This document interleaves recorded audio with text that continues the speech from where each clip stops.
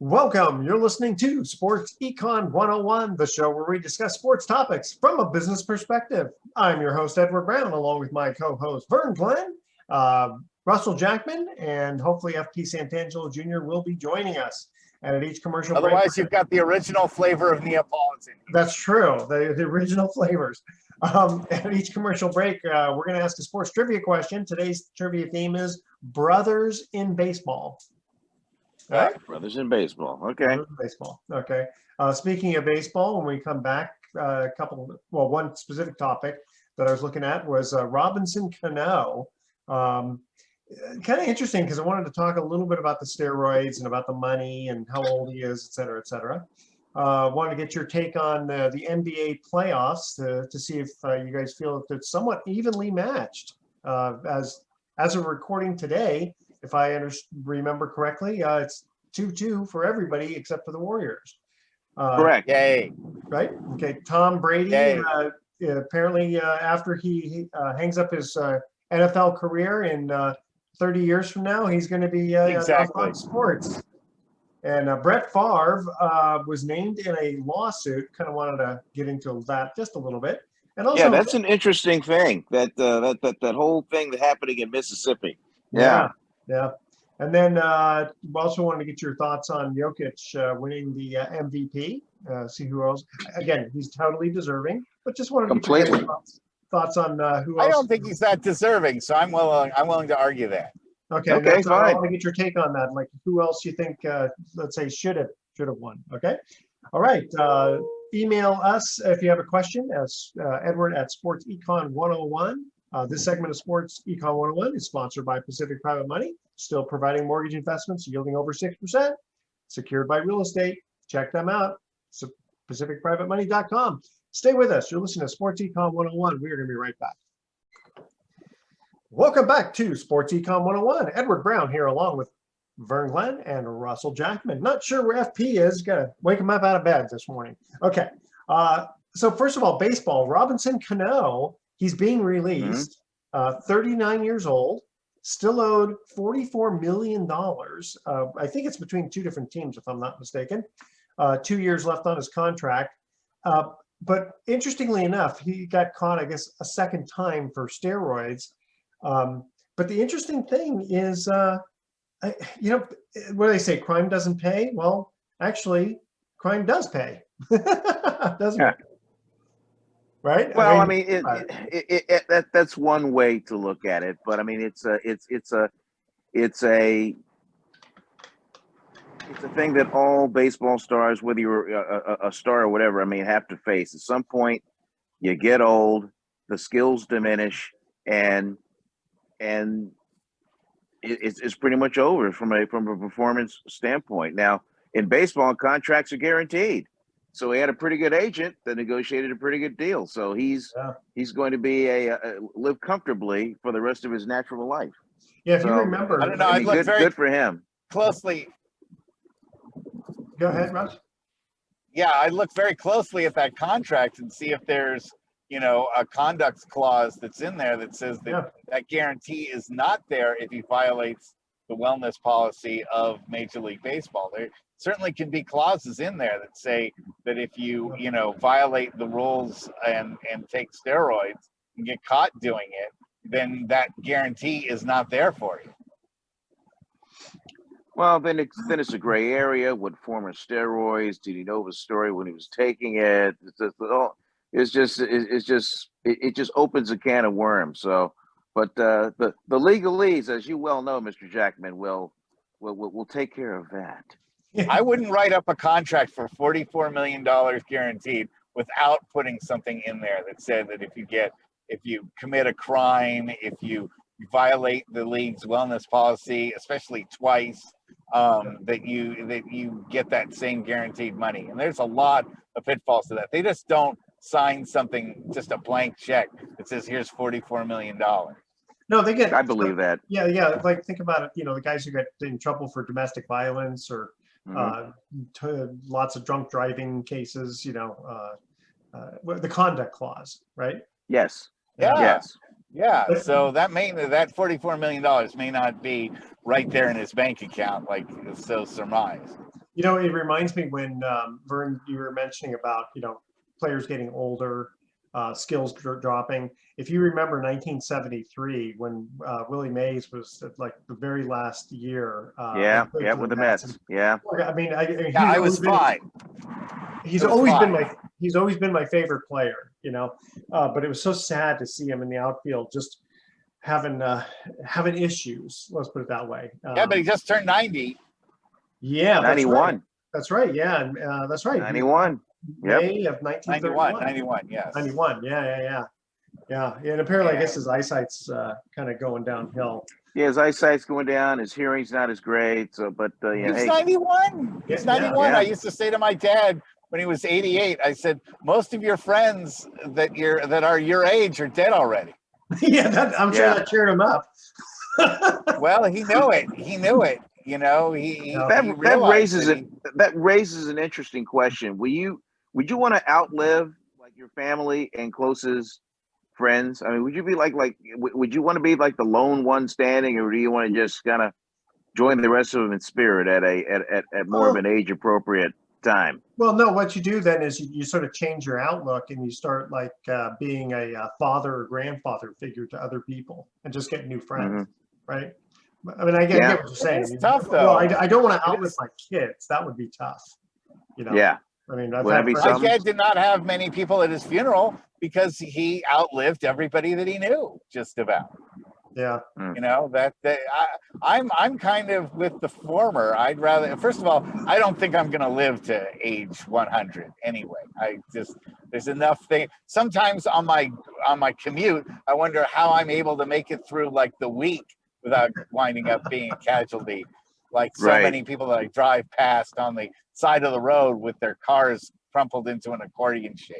That's the first thing. You got to outlive a lot of odds to make it that long. But sometimes maybe it's better to just not see it coming and just leave a pretty corpse, and that's all there is to it. Well, as I said before, the last words I want them to say at my funeral are, "Look, he's still moving." So, all right, okay, moving on. Hey, he flinched. Hey, yeah, that's right, exactly. Yeah, he's a zombie. Burn him. You know the joke about the three guys who owe this one guy money. And the guy dies, and the first guy goes over and he puts in like $1,000 cash bills because he owed the guy $1,000. Next guy owed $1,000 also. He put another $1,000 in, and the other guy writes a check for $3,000 and takes the $2,000 cash out. Yeah. I like that's going to count as one of your dad jokes later. That's one of my dad jokes. Yeah. Let's see here. Before we'll get into the NBA in the next segment, winding this down. So Tom Brady is apparently going to go to Fox Sports after his NFL career is over. Gee, do you think he had to audition for that? Or did you just kind of say, I think I'll choose you guys to join? I think the powers to be went to Tom Brady. Well, hey, Tom, you're one of the most marketable guys ever. Let's just have you in the broadcast booth and just pretty much speak to what you see. Yeah. And we'll give you, here's a blank check. Get a decent job after he's done. Well, that was my question is, I mean, he actually seems to be pretty well spoken. Troy Aikman did a pretty good job. Some players are really actually I could see someone, it's funny, I was thinking basketball, someone like Andre Iguodala, very, very well spoken. But there's some people who you go, they're great players, but I don't know how they'll be in the booth. But I think Tom. Well, here's the thing. At some point, Brady, who never says anything negative, is going to have to be, critical on certain plays, on what should have happened in certain situations. So I'll be interested to see what happens when that occurs in a game, when he has to, question a call or question a play or that kind of thing. I'll be curious to see what happens then, because right now he's got that through the roof Q rating, Captain America kind of lofty status. Well, it'll be interesting to see if he does like what Tony Romo, Tony Romo ahead of time. He'll say, okay, now watch. This is the kind of play that's going to unfold right now. And it's amazing how I love that. Wasn't that the greatest? That was pretty darn good. So I don't know what happened. Somebody must have blown in his ear and went, "Hey, boy, man, I don't know who." Somebody told him not to do that as much or whatever, but man, he was pretty when he started, he shot out like a cannon. Yeah. and great. He was a good he was a good quarterback, but can you imagine someone like Brady, well, of course, maybe it's more of the physical skills at that point rather than the mental, because Tom will probably be on par. They'll know exactly what kind of play is going to be happening. Okay, you guys ready for our first? I'm just glad that Tom Brady will be off the streets. He will be doing something productive when he's not a quarterback anymore. And well, listen, he needs trouble. He needs the money, so he's going to have to go back to work. Okay. Yep. Okay. I agree. Here's our trivia question. Brothers in baseball. Who was Jose Canseco's major league brother who played for 3 seasons? Okay. That one. You got that one? Okay. Because the next couple are actually, Vern will know for sure question number 3. Question number 2, you guys might know. Okay. I mean, they're not super hard. We had to make Russ feel a little bit, empowered him this morning. All right. Well, when we come back, we'll give Russ the answer on this. I mean, I know it too, but of course, I will defer to the counselor. All right. So again, the trivia question: Who was Jose Canseco's who was Jose Canseco's major league brother? All right. Stay with us. Sports Econ 101. I'll be right back. When at the same kind of twitch. Nope. Well, here we go. Okay. Whoops. Welcome back to Sports Econ 101. Sorry, we kind of get started there with a little fumfa. All right. Here's our first trivia question: Who was Jose Canseco's major league brother? Russ. Well, as father of twins, you know all about everybody else's twins. So it was Ozzie Canseco. Correct. And Correct. there's rumors that Ozzie actually came in and played in Jose Canseco's uniform several times, and nobody knew that he actually subbed in. And then Jose took the night off, and Ozzie played in Jose's place. Are they that much? Are they identical? Identical, man. Edward, it's scary. It is scary how much they looked alike. Yeah, when identical they were going. is identical. So it's kind of interesting. The brother only played for 3 seasons. I don't know if he got hurt, but you kind of wonder the talent. He just wasn't that good. He just wasn't that good. The talent level was different. Yeah. The talent level was versus different. Harvey Grant. It's like Horace versus Harvey Grant. Yep. Exactly. Horace, won 3 titles, and Harvey didn't win anything. I'm trying to remember, where did Harvey even play? I don't even remember him. The Wizards, Bullets. Okay. I mean, I remember around for sure. All right. Okay. So he might have played a little bit for the Rockets too, but. All right. Well, let's talk a little NBA. First of all, Jokic winning the MVP. Thoughts about terrible? And, terrible. That's an awful award. I think that is it's maybe the least deserved award since it was given over to Allen Iverson. I really feel that it's a tremendous misjustice to Joel Embiid, who was clearly the league MVP, played for a much better team, didn't get eliminated in the first round. Joel Embiid is like a Frankenstein right now. The guy is being put together with glue and duct tape, and he's still part of a team that is fighting for an NBA championship.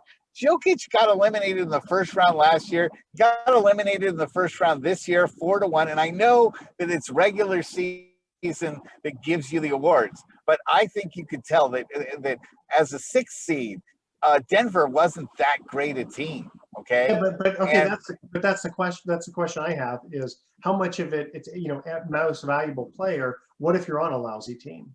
How much led the league in scoring. Embiid led the league in scoring, so it's not even about his team or anything like that.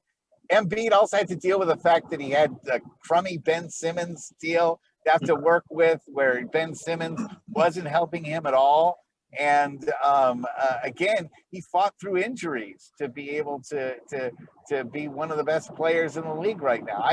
Jokic wouldn't have even been on my top 10 list Wow. of My MVP candidates. response to that is Jokic, who was last year's MVP, and again, this is based on your regular season performance. Yeah. And you take Jokic off the Denver Nuggets, you have nothing. Yeah. Murray was hurt. Other key players were hurt. Jokic was the guy. And he had even better numbers this year than he had last year. Points, rebounding, assists. He was everything to that team. And getting back to that first round series with the Warriors, they really could have gone either way where Jokic was going. It's just that the Warriors were a veteran team, a deep team, and they were able to figure it out and win those games. But Jokic, regular season, I'm good with it. I don't have a problem with it. And it was Embiid that finished second in the voting, and it wasn't by a wide margin either. Okay. Who else do you think would have been worthy? Oh, Jimmy Butler is a guy I would have listed as one of the guys that I think deserves MVP candidacy over Jokic. I personally think Curry, even though he didn't have the stats for it. I mean, where would the Warriors be without Curry? Or Draymond, for that matter. I would certainly be looking at some of the and why isn't Giannis considered an MVP candidate? What about the Suns? Would they be without Giannis? Anyone on the Suns? Yeah, Chris Paul. Did Antetokounmpo finish third? He must have. Probably. He must have finished third. I mean, because he had a strong year too. MVP candidate. Chris Paul deserved MVP candidacy. I mean, where would the Suns be without Chris Paul? He willed them into a number of wins this year, all by himself, just by sheer force of will. He's had an amazing season, and it's a little unfortunate that they give back-to-back MVPs to a guy that couldn't get his team any higher than sixth place. I think there should be two awards. I think there should be a Player of the Year and an MVP. Interesting. An MVP being who made their team the best versus Player of the Year who had the best stats. I'm not against that. I think that's really good, because part of it is the individual aspect versus it's like someone there's when O.J. Simpson played, right? I mean, at the time, greatest running back, but he played for the Buffalo Bills. I mean, they were a terrible team. I mean, every team he went to was terrible, but he himself, including the Niners. Yeah, I mean, by then he didn't have any needs. By the time, it was over for him by then. Yeah, so you have someone like that would have been a good situation too, where you have the individual award and then who makes your team better. Excuse me. Staying with the NBA, I'm trying to remember when the last time it was this evenly matched from a record standpoint. Well, I'm sure. I'm sure if you go to the annals of the NBA playoffs, I mean, there are other playoff brackets where it's been kind of even. I think the surprising thing to me is the way the Suns ran into it. You figured, the Suns are just clearly just going to run away with it, and now the Suns are just get it from the Dallas Mavericks or the 76ers. They were going to run away with it. And 76ers series is even at 2. So it's. I think it's really evenly matched. I mean, the only one that's 3-1 is the Warriors series, and that very easily could be 2 games apiece, very easily. Yeah, it's surprising how you guys poorly they played on Monday night, and they still won. Oh yeah. Well, my question to you guys is, what home court advantage? It's beginning to feel like hockey or baseball, that home court advantage actually has no meaning whatsoever in the context of this round of the playoffs. I don't know about you, but to me, the crowds sound the same. It's the same crowd, it's the same noise, and you've got these gladiators in the arena that are just kind of duking it out. And it's always come down to turnovers and shooting. In the Warriors game that I worked on Monday night, you thought, oh my God, what's going on here? They missed their first 15 threes. They had 11 first half turnovers, and then they cleaned it up in the second half with only 5 turnovers. And then at crunch time, they were able to figure it out. They hit 11 of their last 12 free throws and hit key buckets at the end. It was with 7.5 minutes to go in the game. They were down 82-76, and then they just cleaned it up from there. Well, their defense. But that's what veteran teams do. Yeah, just the Grizzlies just. I mean, of course, John Morant. That could have made a big difference, but they just seem to just keep missing. The Warriors' defense really kind of came through too. I think the Memphis Grizzlies are like the Minnesota Timberwolves. Young team, erratic, sometimes spastic, but have a lot of talent. But it's just a matter of them kind of gelling together and really being able to just take opponents and just knock them full throttle. They're just too inconsistent at the key times. When is John Morant? Is he's expected to come back? Well, they're going to evaluate him again. They're doing it today. They'll probably do it tomorrow. I would imagine. For Game 5, it'll be one of those game time decisions. They'll find out sometime that afternoon before the game whether or not he's ready to go. I mean, let's just put it this way: a knee's a funny thing. Yeah, but you have an entire offseason then to rehab it if you don't win in the next game. So you go and you gut it out. He'll play in game. Well, he's a young guy. He'll heal quickly. It was kind of ridiculous that there was even thought that Jordan Poole, tried to hurt. I mean, he's just not that kind of player. He even said that himself in his comments. He said, I'm not that kind of player. I respect everybody. And I want John Morant out there too. I mean, because I want to go against teams playing at their peak performance. That's kind of what it's all about. So, nobody wanted to see him hurt. No, and also, when the game is that fast, you got to think that a guy is not thinking, what can I do to get this player out? Let me hit his knee. I mean, I think the game's just going so fast. You're just reacting. And everybody's just drawn to the ball. Everyone's trying to pull the ball. So, I mean, it was a basketball play. Yeah, even the play against Gary Payton, it was aggressive. But again, I don't think he's trying to hurt him. It just like maybe a little sloppy. The way he kind of. Well, I would argue that and say that a lot also has to do with the timing. If you're going to try to take someone out, then you do it at the beginning of the game. You don't do it at the end of the game. You do it at the beginning of it, so that the guy can't play and then can't help the rest of the team, win or, take advantage of it. In John Morant's case, he had played most of the game, when he got hurt. In GP2's instance, that was within the first 4 minutes of gameplay. And the thing is, GPT, I mean, Gary Payton II is a good player, but he's no Steph Curry, Okay. Oh, I love him though. He's an amazing hardworking. He's a spark, man. Does it at both ends. I mean, he is really. He may be their best defender. Gotcha. Hey guys, we got to cut to our next commercial break. Who was Pedro Martinez's brother, who was a Cy Young runner-up in 1990? Stay with us, Sports Econ 101. We'll be right back. None of us are going to beat Cal Ripken's Hold on, hey record. Russ, we're welcoming back the audience now. We're live. Welcome back to Sports Econ 101. That's Russ you heard in the background, and because he's driving, he can't see the video side of this, but that's okay. All right, guys, we're talking brothers in baseball. Who was Pedro Martinez's brother, who was a Cy Young runner-up in 1990? Edgar Martinez? No. Edgar Martinez was a position player. What'd you say, Vern? I said Ramon Martinez. Yes, that is correct. All right. Ramon Martinez. Very good. All right. Okay. 2 points for Mr. Vern Glenn. And so far, Russ, you've got 1. All right. And here's the thing. I know Vern's going to know the last answer. I don't know how much Russ is going to know this next one we're going to ask next time. Okay. So the last thing I have here specifically is, so Brett Favre, all right?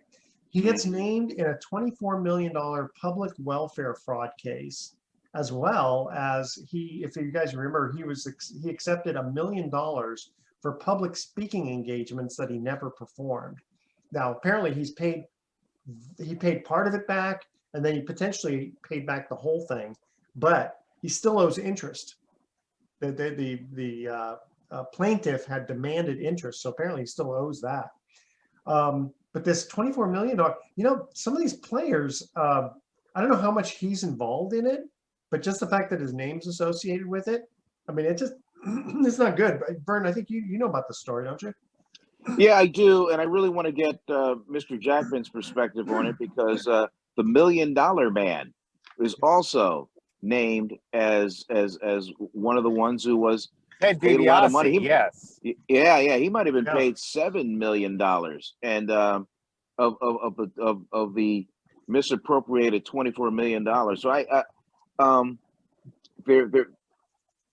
as I understand it, they went after the two key people that were the top of this whole fraud thing, and they said, "Hey, look, we'll give you a lighter sentence if you name names and name other people involved." And so they kind of ratted out everybody else, and it just so happened that Brett Favre's name was one of the recipients for speaking engagements that he allegedly did not show up for. Favre did pay back the money, and he also claimed that through his own foundation, he gave millions of dollars to needy causes both in Mississippi and Wisconsin. So he's just kind of defending himself in this one. Brett comes from Mississippi, right? That's his hometown, his home. Yes, state. Yeah. It is. But I'm sure Mr. Jackman knows about misappropriation of money, fraud, and kind of what happens. Because I've done it.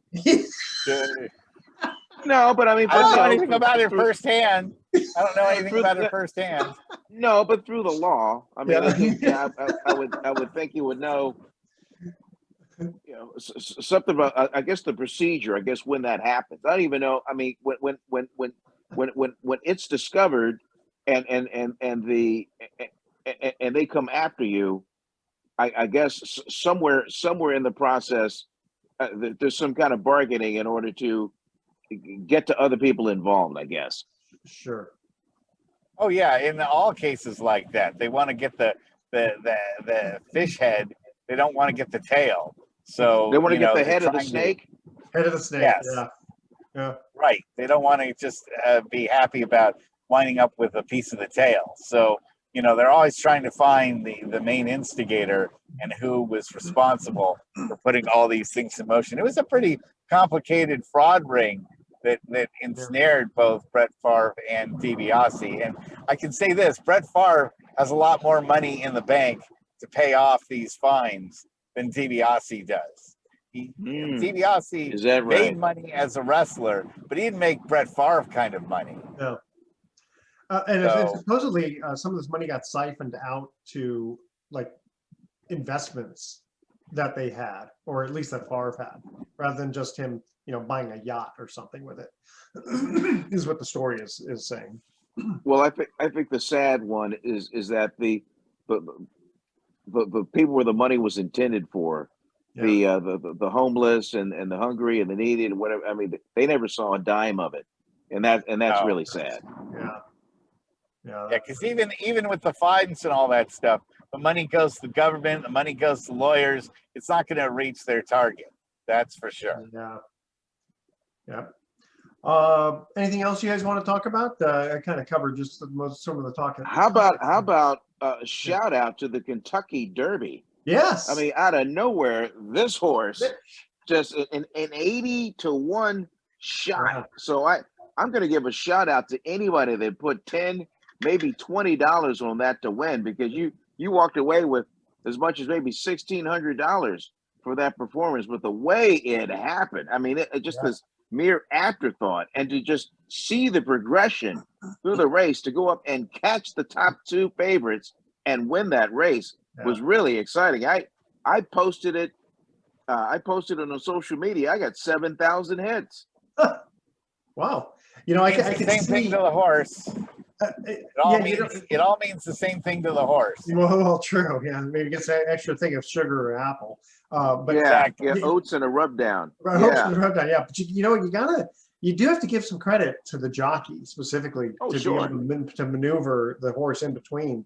I know a lot of these horses. Like I remember the movie Secretariat. They kind of, how real it was, I don't know, but it was kind of cool how the horse is like, no, this horse really likes this. You saw the movie Secretariat, didn't you? Well, horses have they have personalities, and they have they have a certain character about them. They're like big dogs. And Secretary, one of my favorites. I would say my all-time favorite sports moment is the 1973 Belmont Stakes. That performance alone just stands. That's your sports moment.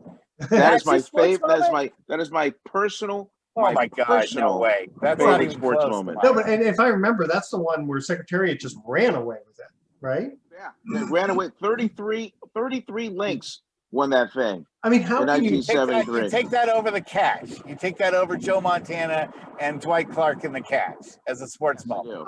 Yes, I do. Well, then we differ tremendously on that. Well, that's why we all have favorites, and that's my personal one. I have a disdain for animal-based sports. I hate them. I don't have anything to do with them. I will not discuss them.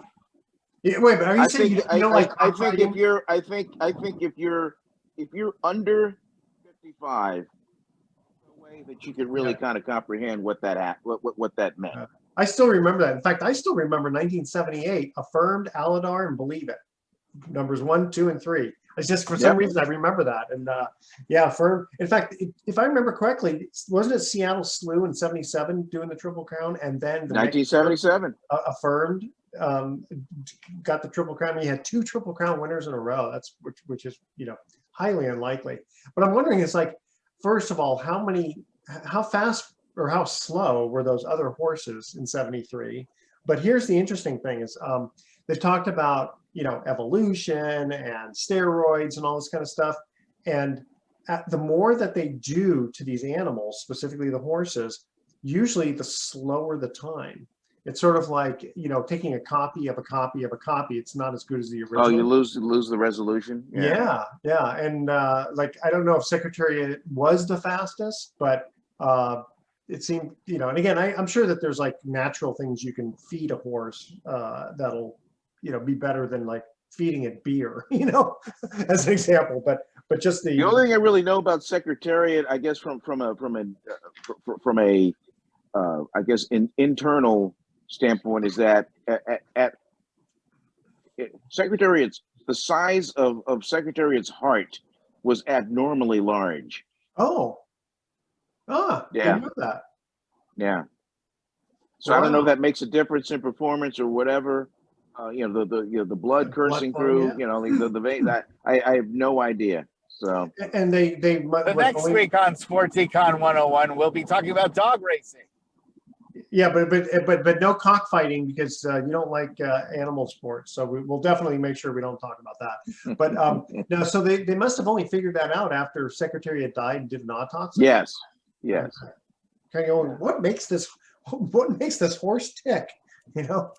Wow, it's funny because I remember still, and I don't think they do this anymore. But and I mentioned this last year too.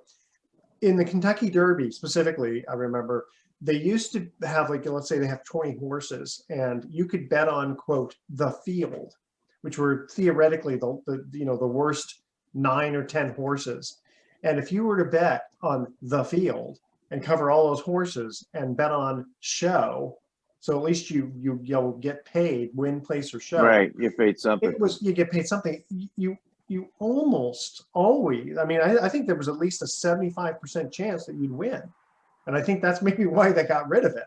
But in this case, Rich, the Strike It Rich or Rich Strike, whatever, who won the Kentucky Derby, that horse definitely would have been in the field at 80-1. Sure. Yeah. And so, you definitely would have gotten paid quite a lot. All right. So that's a good one. Any baseball news before we cut to our break? The cream is starting to rise to the top. I mean, the Dodgers are who we thought they were. The Yankees are who we thought they were. The Red Sox are giving chase. I mean, it's all we've kind of seen this movie before. So now we're just waiting for some of the other contenders. Will the Padres make a run for this? Will the Giants be semi-relevant? Speaking of relevance, man, you seen the attendance of these Oakland A's games? Oh man, what's the lowest now? 1,100? 2,300.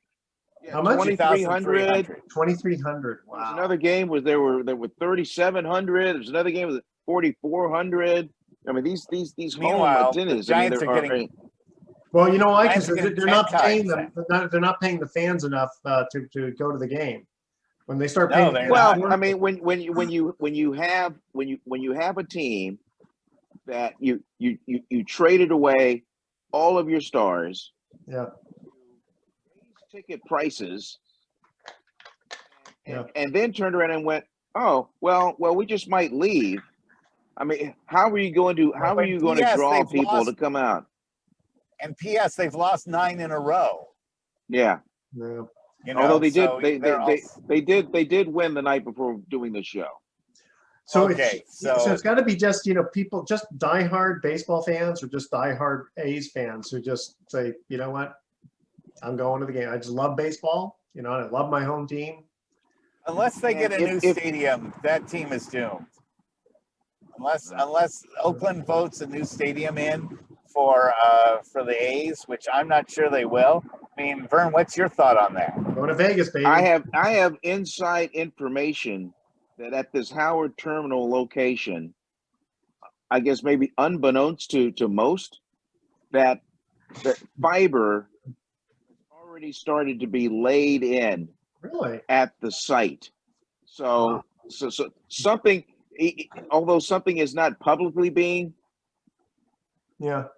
shared, something is happening. Something happening Even behind the scenes, gotta because find you the don't just start laying down fiber No, underground, that's a stuff good like point. that without something happening. Okay, here's our last trivia question. Hank Aaron set a record of 755 home runs in his career. Who was his brother who spent 7 seasons in the majors and hit 13 career home runs? Stay with us, Sports Econ 101. We'll be right back with some closing comments.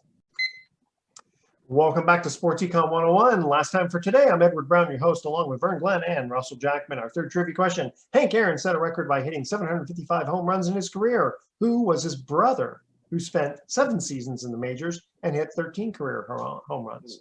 Was it Richard? No. Russ? James? No. James Aaron?